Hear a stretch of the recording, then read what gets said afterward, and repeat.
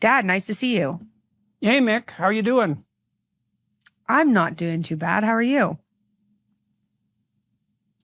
Good, actually. All things considered, I'm in Milwaukee, looking forward to the presidential debate tonight. That's fun. I'm perplexed, I would say, about the situation in Canada. I've been thinking about it this morning. As you know, the court that we appealed the College of Psychologists' decision to decided that the college it's within the college's purview to stop me from having any political opinions, as far as I can tell. The decision, which I posted on Twitter and will post in the description of this video, starts out by making a case for the fundamental reality of freedom of speech for Canadians in Canada, and then says, but, and that's always a bad start when you're talking about freedom of speech, but apparently the college has the right to decide that I can be re-educated forcibly with the risk of my license, essentially because I made political statements that the members of the college don't agree with. And those opinions involve two criticisms of Justin Trudeau, one criticism of his chief of staff, one criticism of an Ottawa city councillor, and then my objection on Joe Rogan to the climate apocalyptic fear-mongering that idiot tyrants are foisting on the general population. Now, apparently that makes me unprofessional and a disgrace to the profession, such that I am now going to be required, the college can go ahead with this, to put me into a re-education program with their so-called social media experts, and that's also, by the way, a profession that does not exist, until I learn my lesson, whatever that is, regardless of how much time that takes, by their judgment, or they can take my license away. And so the court says, well, of course you have freedom of speech, Dr. Peterson, but because you're a professional, you're bound by your professional organization. And apparently they're not bound, even though they're a government organization, fundamentally. Apparently they're not bound by that fundamental constitutional axiom. And so that shows you, all you Canadians who are listening, and everyone outside of the country who might be the least bit interested in Canada, that shows you exactly what our bloody Constitution is worth. And if Canadians are so daft that they don't think that that's a problem, well, they're going to figure it out over the next 15 years, because there's absolutely no excuse for this. So that's what I'm thinking. Now, there's part of me that's thinking, well, look, Peterson, the College of Psychologists is after you. You've taken it to court. Now the judges have decided that you're wrong. Maybe you're wrong. And I think, well, I expressed political sentiment and I'm actually informed. And so for the life of me, I can't see how I'm wrong. I think I have a responsibility to say what I think, and I think many people agree with that. And I think the fundamental consequence of that around the world has been massively beneficial to people. So I think, number one, what the hell? And number two, bring it on and see what happens. Because I will make absolutely every bit of this public in a way that the college and the courts can hardly even imagine. So away we go. So that's how I'm doing. That's how you're doing. Okay, but good. Yeah, but good. I mean, look, the court decision was worse than I thought it would be. I was already pessimistic. I figured the court would take the coward's way out and basically upbraid the college for procedural inadequacy. Because one of the things the college did, which is just beyond comprehension as far as I'm concerned, is pursue these complaints that were put forward by people distributed all over the world, who then claimed in writing falsely to be my clients, when in fact they were never my clients. And not only were they not my clients, they had nothing to do with anyone who was ever a client of mine. And so I figured at least the court would say, well, of course you have the right to police professionals because you're a professional governing body, but they didn't even do that. They just basically said, well, of course you have the right to freedom of speech, except when it comes to, let's say, political opinions. So, then what right do you have at all?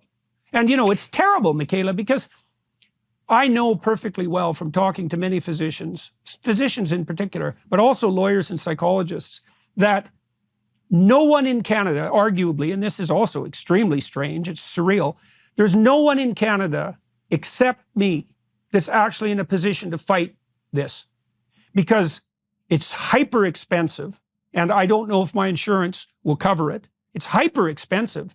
It's stressful. It's complex. It's time consuming. It could involve the suspension of my license. And there's not really anything that can be done to me that's a threat. I'm not serving as a clinician. I don't have a practice anymore because that became impossible, even though I love doing it. And I'm also not very happy about that. So I'm like the person who can do this. And Canadians have no idea to what degree professionals in Canada are now required not to say what they think or to lie outright. So, for example, therapists are required by law to lie about, let's say, the gender identity of minors. And so for me, especially on the therapy side, if you're required by law and by your professional organization to lie cowardly, you're done as a therapist, because the only thing you've got as a therapist is honesty. That's it. Honesty is what's curative. So, it's just part of how surreal the world is, and particularly how surreal Canada is. It's hard to fathom. It is hard to fathom. Can I read just a couple of sentences from the decision so people have an idea of what's in here? It's linked below. People can read the entire thing. But there's parts, like this is how it begins. When individuals join a regulated profession, they do not lose their charter right to freedom of expression. At the same time, however, they take on obligations and must abide by the rules of their regulatory body that may limit their freedom of expression. That's just one sentence after another. That's how it starts. Yeah, perfect. It's a great thing to highlight. It's like, well, you have this fundamental right, but what? What rules? There's what? There's a rule, eh? There's a rule. Is that right? That the College of Psychologists has, that I can't criticize Justin Trudeau on Twitter. That's a rule, is it? And if someone anywhere in the world complains about the fact that I've criticized Justin Trudeau, let's say, that all of a sudden that's a rule, even though it wasn't a rule. And of course I get to criticize Justin Trudeau, not only because he richly deserves it in every way you can possibly imagine, but because that's actually what freedom of speech means. So I have no idea what the court means by, abiding by the rules. So the rules are whatever the bloody College of Psychologists determines constitutes a rule after the fact, given their complete freedom to make manifest any rules they want. Yeah. It's beyond comprehension. And yes, but I have freedom of speech. It's like, do I now? What do I get to talk about? Apparently I can't even talk about the weather. Here's another fact. This is literally the truth. People can submit a complaint to the College of Psychologists from anywhere in the world. And so someone in the States submitted a complaint about the last conversation I had with Joe Rogan, where I expressed my doubts about the validity of economic predictions based on climate science. The complainant submitted the entire transcript, right? A 3-hour conversation as evidence of my unprofessional behavior. And the college, which did not have to pursue that complaint, went forward with it. So okay, I talked to Joe for 3 hours. Apparently, everything I said in that 3 hours was unprofessional and a disgrace to the profession. So well, what am I supposed to do about that? The answer is, well, we're going to appeal the decision. I will take this to the Supreme Court. I don't think that any judges will have either the wisdom or the courage to rule about this properly, except at the Supreme Court level. And I'm not particularly optimistic about that either. I'm not optimistic about that either. I don't see how you can win this without overturning colleges in general. And I don't, like, that's not a good look for the colleges to lose this. So won't the Supreme Court, I know they're not supposed to be pressured, but won't they, what's the benefit for them for ruling in your favor? Other than Well, the withholding benefit would freedom be of that they speech. support, well, they would support the most fundamental principle of a free society, right? It's like, why do you have the right to freedom of speech? Well, the answer is because there's no difference between free speech and thinking, no difference between free speech and dialogue, and no difference between free speech and problem solving and negotiation. And so, and therefore peace. If you eliminate that, people can no longer think, they can no longer adapt, they can no longer negotiate, they no longer even know how to orient themselves in the world. And so, in principle, the advantage for the Supreme Court is that they rule in favor of the most fundamental principle upon which civil democracy itself is predicated. Now, I don't think we have the right to free speech in Canada. I think this decision today demonstrates that obviously. I saw the same thing with the Law Society in Canada. Partly was why I'm not surprised at this ruling. I've been through this before, and I see that Canada's walked down that idiot path for at least 30 years. So our country is in, well, this is where I start to get doubtful. It's like either I'm wrong or the country is in trouble. Now, to tell you the truth, I would rather be wrong. But I've thought it through. It's like, okay, what did I do exactly? None of my clients complained. That has nothing to do with this. And I expressed my political opinions, which I have a right to do, which I believe were correct. I think that, and Canadians agree with this now. The last poll indicated that Canadians believe that Justin Trudeau is the worst prime minister we've ever had. Well, that was sort of my point a year ago, you know? And so, if I can't say that, and yet a majority of Canadians believe it to be true, and believe me, a lot more of them are going to believe that. A lot more are going to believe that in the relatively near future. In what sense do I have anything even approximating freedom of speech? And if I can't have that opinion, and therefore, in principle, no one can, then what do we do when we're stuck with a prime minister, let's say, who everyone has decided is the worst prime minister the country's ever had? Well, move, run if you can. Well, this is another reason, you know, why I'm in a position that I can fight this, because the worst thing that could happen is the college can take away my license. Now, I already know that if my license gets taken away, there are other jurisdictions that will grant me a license the next day. And, you know, there's a real comedic element to that, because I could lose my license in Ontario and instantly be licensed in at least 3 other jurisdictions. And so that's not going to look very good with regard to the Ontario College of Psychologists. Well, at least they got rid of you. Well, and fair enough. And if that's what they want, I mean, the other problem that the college is going to face is that, and I don't know exactly what they're going to make of this, but all the people who are involved in this prosecution are going to find very soon that this will eat their life. So, you know, from a media perspective, I've offered to the college to negotiate. I actually have a solution in mind. And I've heard the odd comment indicating that maybe that's a possibility. I reached out a month ago with an idea. They haven't got back to me. I think they're waiting for this decision, to tell you the truth. And of course, they're going to be entirely emboldened by this. I know the solution, which I'm not going to discuss in this podcast. You know, I have to talk to them first. I have a reasonable solution. But, and I also know, or think I know, you know, you might ask, well, why is the college doing this? And my suspicions are, because we've been through this before. You know, when Cambridge University canceled the seminar I was going to conduct there on Exodus, I found out eventually that it was basically one person who was behind all of that.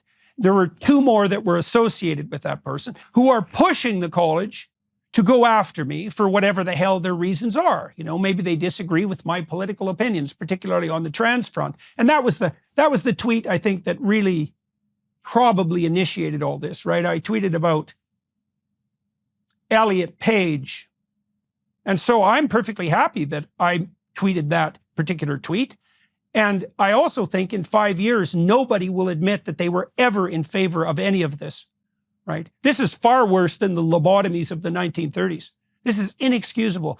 You know, I read one poor kid today on Twitter, detransitioner, was decrying his castration. Fancy that. And pointing out, for example, that, you know, he's a young guy. He has no sexual drive whatsoever. And he said, well, you know, what am I going to do? What have I lost? I can't believe I was so stupid as to have gone through with this. It's like, you know, fair enough, kid. You probably should have woken up. But the people who facilitated that transformation, your therapists and your surgeons. What happened to do no harm? Yeah, right. I should also point out, just so everyone is aware of this, surgeons are much more likely to be psychopathic than people in the typical profession. That's a well-documented phenomenon in the psychological literature. Now, it's not only surgeons, obviously. You see that in other professions as well. But if you happen to be sadistic and psychopathic, a profession that allows you to cut people up, and you think, well, there are no people like that. It's like, well, I think they just arrested some nurse in the UK for killing a bunch of babies in her psychopathic and sadistic manner. And so if you don't think there are people like that, you're naive beyond belief, and you better bloody well pray that you never meet anyone like that, because they're looking for someone just as naive as you to have their way with. There are countries now that have outlawed surgery for minors, transgender surgeries for minors. Like I believe Sweden has. They didn't exactly outlaw it. I got corrected on that claim by Community Notes on Twitter. Well, what happened was they've restricted surgery to minors to clinical trials, which is, you know, it's a detail. They've backtracked. There's no doubt Denmark, France, Sweden, the UK, Holland, the Netherlands, which is particularly relevant because that's where this gender-affirming surgical idiocy first made itself manifest. The Europeans have woken up to the fact that, well, you know what? Turns out that there's no evidence that sterilizing young people and cutting off their breasts makes them happier. Isn't that a shock? Yep. I think this is going to this is an argument that has to be had right now, and there's going to be such pushback from people who have gone through these surgeries starting now. It's already happening. Yeah. You had some more things to read from the decision. Yeah. Well, there are a couple of other, I don't know if they're funny, but there are a couple of other parts just to clarify what's going on. Is this decision that they've come to ordered Dr. Peterson, as a registered member of the college, to complete a specified continuing education or remedial program, a SCRP, regarding professionalism in public statements. The order is not disciplinary, it clarifies that here, and does not prevent, that's good, right? It's not a punishment. You just have to pay for things you don't want to do. Yeah. Right. I have to pay for things I don't want to do. It's also not specified, so that what's specified is that I have to be retrained.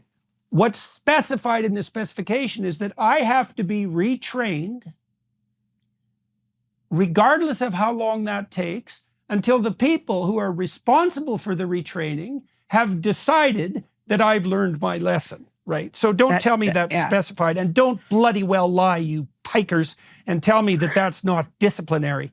How pathetic can you get? It's like, if you're going to come after me, why don't you bloody well admit that you're disciplining me, which is absolutely 100% obvious, especially because you're also claiming that I deserve to be disciplined.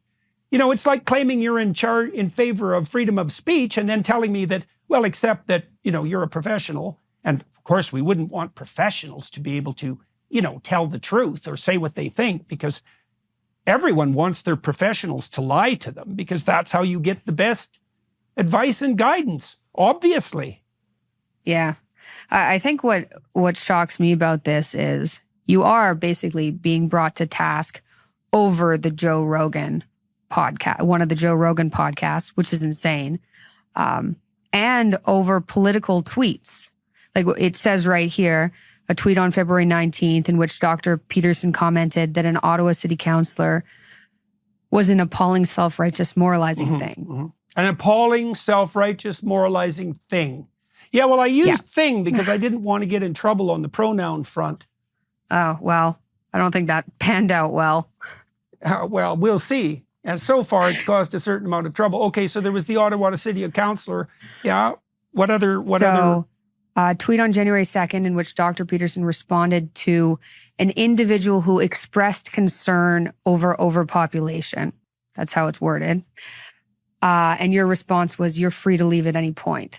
The person actually said, just so we get this right, that there were too many people on the planet. Now, I'm not very happy with that statement at all, because I listen to what people say. And when people say, well, there should only be 500 million people on the planet because that's what the planet can sustain, I think, what do you plan to do with the other 7,500,000,000? They're inconvenient, are they? And what do you think they should be dispensed with? Just exactly what the hell are you saying? And if you think that there are too many people, well, what makes you so sure that you're not one of them, especially if you're the one that's concerned about it? You know, if the lifeboat is too crowded to float, maybe the morally appropriate thing to do is jump off, right? To save everybody else. Not to pretend that, well, who is it? Is it the Africans who don't get to have fossil fuels, for example? Is it people all over the world, the poor people who are multiplying so rapidly they're devouring the planet's resources? Should they all go? Yeah. And so I have absolutely no qualms whatsoever about calling someone out on it, especially when I'm doing it obviously ironically. Now, they actually said, the bloody college said, the complaint was I was counseling to suicide. Okay, now really, who is stupid enough to think that? Well, obviously, the Canadian College of Psychologists and the Canadian courts. So there's another one that kind of goes along with that, where you're clearly joking, and that this is what they say. So this is from the Joe Rogan podcast. Speaking about air pollution and child deaths, Dr. Peterson said, "It's just poor children, and the world has too many people on it anyways," which is clearly sarcasm. That's in there, though.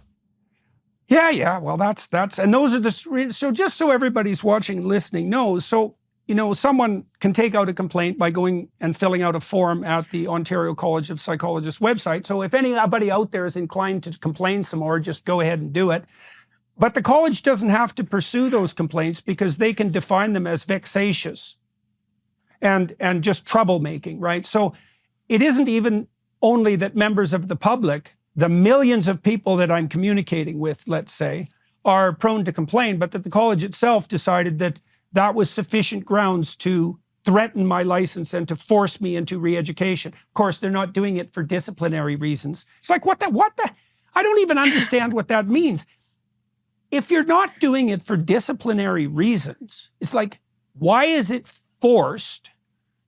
And why am I being upbraided? That's like the definition of disciplinary. So that just shows you how mendacious the decision is. Yeah. And then it does go to outline that it's directed Dr. Peterson enter a coaching program with either one or two individuals identified by the panel to review, reflect on, and ameliorate his professionalism in public statements. The coaching program was to begin within 3 months and to be completed within 12. Costs associated with the coaching are borne by you. It also outlines that coaching doesn't end until you've successfully ameliorated your professionalism and learned something. And what the hell is that supposed to mean precisely? I'd need a whole personality transplant, apparently. Yeah. But there's another problem too there. And here's the problem. I'm not wrong. So that's a big problem. And I swear I will do this. If I am required to undergo the retraining, I will undergo the retraining. And I will tape it. And I will broadcast it. And then everyone else can decide, then everyone else can decide for themselves just exactly what the hell's going on, and whether or not I've contemplated my words, whether or not I've thought through everything I say carefully, whether or not I have any grounds for my opinions. You know, I don't say things that I haven't thought about, and thought about a lot. And so I agree with Canadians that Justin Trudeau is the worst prime minister that the country has ever had. And I think he's actually far worse than people think. And I think that professionals in Canada no longer have the right to express their thoughts, which invalidates them as useful professionals. And I think they're pushed into a corner so badly that even the brave professionals I know, and I do know some, are unwilling to fight this, to even make public statements in support of me. And if you think that is the hallmark of a free country, there is really something wrong with you. You bloody well better wake up. And if you think that if that's happening to professionals, that it's not going to happen to you, well, you are exactly naive enough to deserve exactly what's coming down the pipeline for you. I guess one of the problems I see is, okay, so you're in a good position to fight this, even though it is seriously costing an arm and a leg. And it's time consuming and it's stressful, but at least you're not reliant on your clinical practice for a livelihood, right? Yeah. As opposed to other people.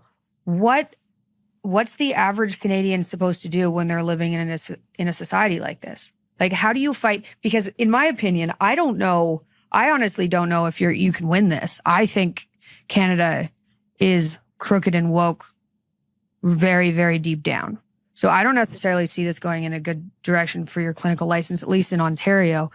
What are average people supposed to do to try and stop their society from going in this kind of direction? Because it feels like I moved, I just ran away. I was like, goodbye to this country. I'm going to America. It has its problems for sure, but at least there's freedom of speech built in there. Like, what does the average Canadian do to fight back against this? Get involved in the political process at whatever level they can. Get involved in the school boards. Get involved in the political parties. Get involved in local elections. Volunteer for election. Start differentiating between the false government state-funded legacy news and actual news, if you can do that, even though that's become impossible in Canada too, because now Canadians can't get news. It's like, look, here's the rule, Mick. This is the rule. All responsibility on the political front abdicated by the average citizen will be taken up by tyrants and used against you. And so you either take responsibility for this, which means to get involved in the political process, or you suffer the consequences. Now, you know, a young person might be thinking, well, what could I do? And I would say, you know, that's actually not a good attitude. And I mean that practically, because what you will find if you're young, if you go volunteer for a political campaign, let's say, first of all, you're going to learn a lot. You're going to sharpen your political beliefs. You're going to learn how to put an argument forward. And then if you're competent and hardworking, you're going to find that avenues of opportunity open for you on the political front so quickly that you can hardly imagine it. And that's partly because most political organizations are chronically short of help and absolutely chronically short of competent help. And so if you stepped into the political arena, you'd learn to speak more fluently, you'd learn to put your arguments together, you'd learn to be more responsible, you'd take the responsibility onto yourself and strengthen yourself as a consequence, you'd keep the country on the straight and narrow, and you'd keep it free, and all sorts of opportunities would emerge for you. And so that's what you do. Now, people don't do that, and it's partly also because they're taught, oh, you know, the whole system is so corrupt that nothing can be done about it. It's like, well, if that's the case, you're in real trouble. And if it's not the case, take advantage of the opportunity. Get out there. Do something about it. You know, you're a citizen. It means you have some responsibility. If you're a citizen without responsibility, you're headed for slavery. Simple as that. That's how the world works. If you don't stand up for yourself, obviously the people who will exploit you will exploit you. Obviously. So I don't think it is hopeless at all. I think that the fundamental bedrock of our institutions is still solidly enough in place, although it is threatened, that we don't have to walk down this increasingly authoritarian route. And, you know, there's some positive signs. One of them being, for example, that the bloom is off the Trudeau rose. You know, there's a man who couldn't even tell the truth about his marriage. What's the alternative? You know, you said, for example, you left. Well, there were business reasons for that too, because it does turn out that the United States is a place it's much more straightforward to do business in the United States. And Yeah. most people who are watching, listening will not know that Canadians now make 60% as much as Americans make. 60%. And the gap is growing. And that's a huge difference. We were at parity in the 1970s. It's a catastrophic difference. And Trudeau and his bloody minions, Stephen Guilbeault, prime among them, Guilbeault said today that the days of free and plentiful energy are over. Well, there's no difference between energy and wealth. And there's particularly no difference between energy and wealth for poor people. You want to make poor people poor, make energy expensive. Energy is work. You make work expensive, you demolish the poor, obviously. Well, I object to that. That's why I object to the climate fear-mongering apocalyptic lies, because it destroys the poor, just so that the people who are screeching about the sky falling can feel momentarily moral about their role as planetary savior. It's like, no, to hell with you. Seriously. You leave the poor alone. There's also definitely not one person who's screeching about the sky falling in terms of climate that's having problems affording energy. Not one of those people can't afford heat. Yeah, well, that's exactly right. That's exactly right. It's the people who are struggling to put food on their table and to keep their air conditioners on, to keep their heaters on in the winter. They're not playing moralistic games on the planetary savior side of things. No, they're just trying to scrabble forward with a certain degree of hope. It's appalling to see the left support this, for example, because in principle, the left is the voice of the underclass, let's say. And it's obvious that the progressives will sacrifice the poor to nature, right? To nature worship, to Gaia, this imaginary catastrophe that justifies degrowth, for example. What the hell do you think degrowth means? If you don't think that means starving poor people, you're an idiot. And you might say, well, there's too many people on the planet anyways. In which case I would say, then leave. Well, is there anything else you think we should get into details about this? Or does that give people a good idea about what's going on? We can continue updating people, but this is the big story now. Hopefully we can get this covered by insurance because, oof. Well, insurance for a practitioner is mandatory. And insurance for a practitioner is mandatory for these reasons. And so it would be quite the situation if it turned out that the insurance, which I was paying, because that was mandatory, also fails to cover this sequence of events. So we'll see about that. But I will take this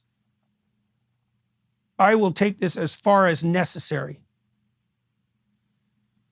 So, and like if I tell you, Mick, I am very much inclined, as you know, to, if I'm accused of doing something, to rake myself over the coals and to try to find out if I did something wrong. And I went through those allegations at Christmas in detail, and it was very stressful because I thought, maybe there's something here, and that I went beyond the bounds of reasonable conduct. And I was very apprehensive. There were 13 charges at that point. They've dropped 7. God only knows why they dropped those 7. It's just arbitrary. But I went through all 13 in detail, hundreds of pages of allegations. And when I came out of that, I thought, well, first of all, I thought, how daft can you be to pursue allegations put forward by people who lied about the fact they were clients of mine? You know, those should have been just taken off the table instantly, obviously. You can't start by trusting the word of someone who lies in writing about something fundamental. So that was kind of a relief in some sense, right? Because I thought, well, that sheds a pretty dim light on the procedures of the college. And then I went through each allegation in turn. And I think the most damning, as I said, was the tweet in relationship to Elliot Page. That was certainly the one that caused the most public trouble. It's like, I got to tell you, kiddo, that's looking pretty good now. So despite my proclivity to feel guilt, which is quite substantive, and despite my temperamental unwillingness to engage in conflict, I don't see, not only do I not see what I did wrong, I think what I've done on the public communication front is my responsibility as a clinician to tell the truth about what I see. And so we'll make it public in every possible way. And I'll bring to bear every single bit of public pressure I can possibly muster on this particular topic. And we will watch over the next 3 years, because that's how long it'll take, exactly how this plays out. So, and we've cordoned off our life. I can deal with this without it having interfere with everything else I'm doing. I've talked to Tammy, I've talked to you and Julian. My family's on my side. We're solidly committed to this. I have a good legal team. We have the money necessary to do this, and we have the connections.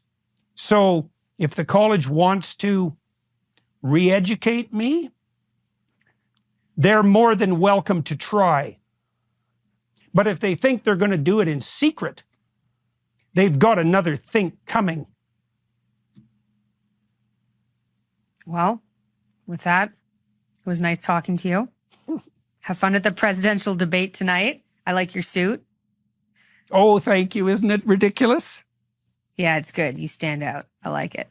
Very subtle. Yeah. Well, I thought I'd blend in with the crowd tonight, You know, Nice. the Americans, they're very theatrical, right? Everything Americans do is theatrical. And so this presidential debate, it's theater of the best sort. And I'm down here to have an adventure, And so, and it's what I should be concentrating on. And my writing, But in for a penny, in for a pound. That's for sure. Yeah. Okay, kiddo. Bye. I'll talk to you soon. Bye-bye.